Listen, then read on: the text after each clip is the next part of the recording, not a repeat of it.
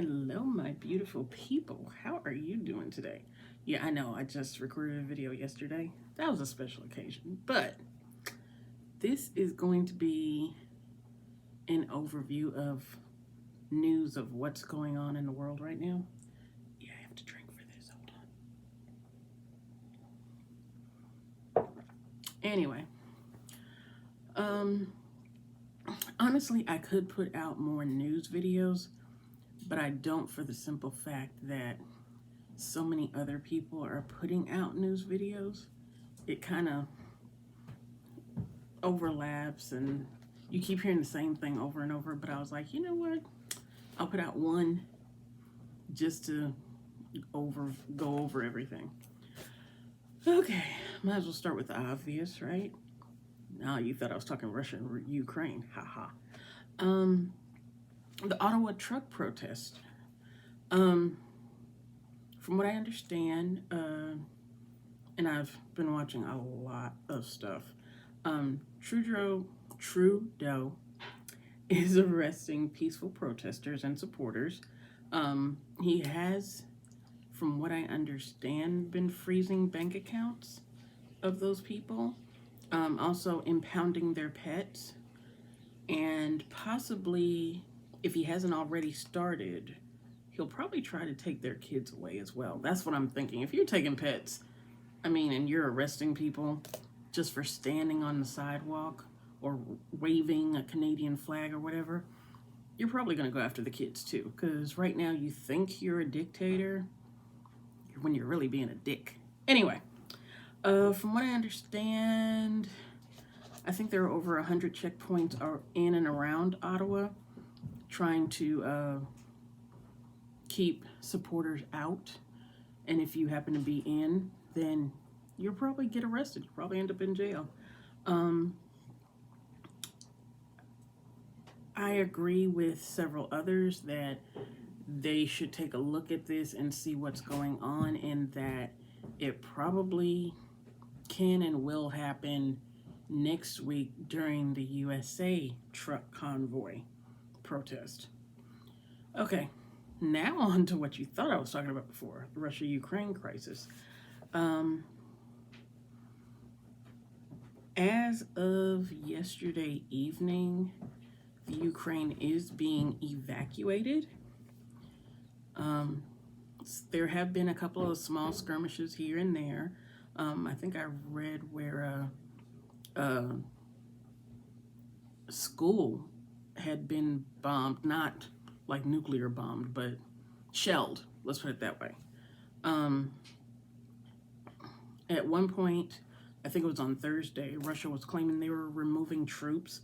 Come to find out, they actually added, if I read it correctly, I think they actually added way more troops. Like initially, I think it was 7,000, but now I think they're close to 200,000. This is something that happens every year or every other year with the Russians coming up to the Ukraine as far as the border. But the only thing is, with people taking their people out of their embassies, and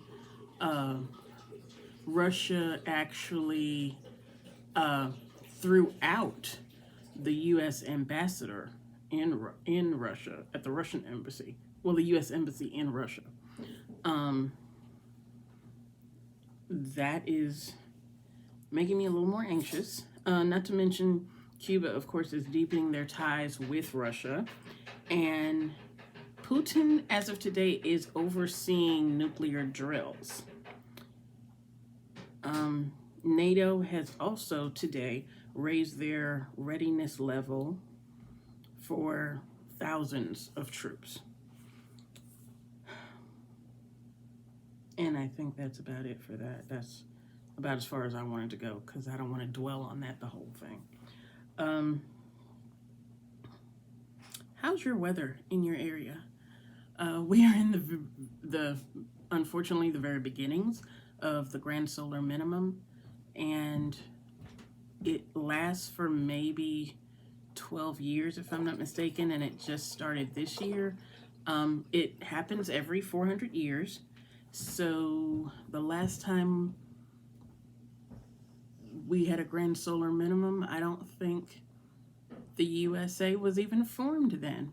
I think it was right around the time of the Revolutionary War, so I don't think we actually had a government and the Constitution and all that. We were still under British rule, if I'm not mistaken. If I'm wrong, comment down below and let me know.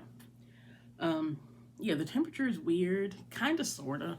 I mean, granted, we are still in winter, but here in Memphis, I can't speak for everybody else, but here in Memphis, we wake up with 20 and 30 degree temperatures, but it may get up to 70, 72 during the day.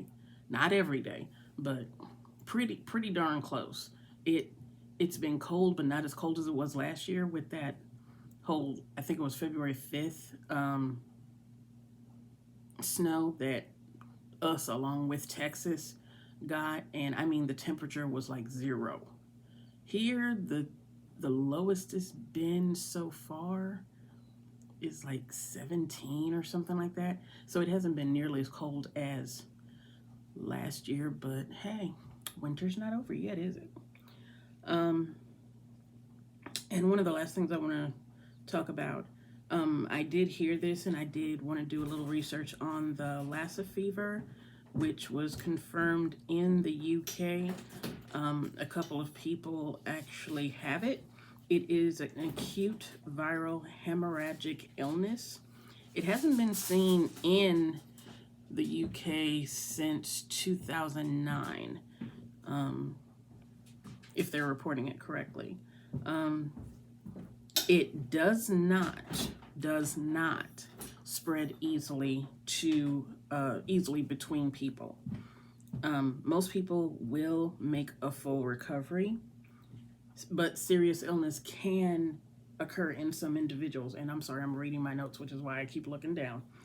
Symptoms start with a fever, general weakness, headache, sore throat, muscle and chest pain happen a few days after, and then more severe things like nausea, vomiting, diarrhea, cough, abdominal pain can also happen. 25% of recovered patients do have some deafness or some form of deafness.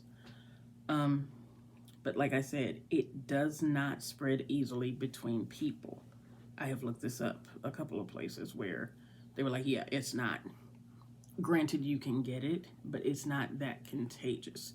From what I understand, the most susceptible people are in West Africa with large populations where rodents pretty much run rampant. And possibly the 2 people that were in the UK that had it had been traveling down there. So that's probably where they got it. Since it doesn't spread that easily, they caught it in time, they quarantined them off, and it hasn't, as far as I know, spread to anyone else as of yet. There are a couple other things I could talk about as far as the rumors going around about China is possibly poisoning the athletes and other people at the Olympics. Guess what? Not going to get into that because that's what it is, strictly rumors. As far as I know, until they come back, unfortunately, and then they come down with something, that's the only way we will know. I have heard of terrible treatment of the athletes there. But like I said, it's something that I've heard someone else say. Until I hear an actual athlete say it, which I think there was a report about that from an athlete there, and they treated her like crap or something like that. But we will get into that next time, okay? So, have a good weekend. God bless. Pray for Canada. Pray for yourselves. Pray for people that don't prep. Pray for this truck convoy, the American truck convoy that is going on, as well as the Canadian one, as well as others around the world. Pray for Australia. Pray for everybody, okay? Let's do that. Let's pray for everybody, even the ones that you don't like. Pray for our politicians, because you know what? Our God is big enough and strong enough to turn anything and everything around. But we're going to pray according to his will, okay? All right, guys, take care. God bless. See you next time.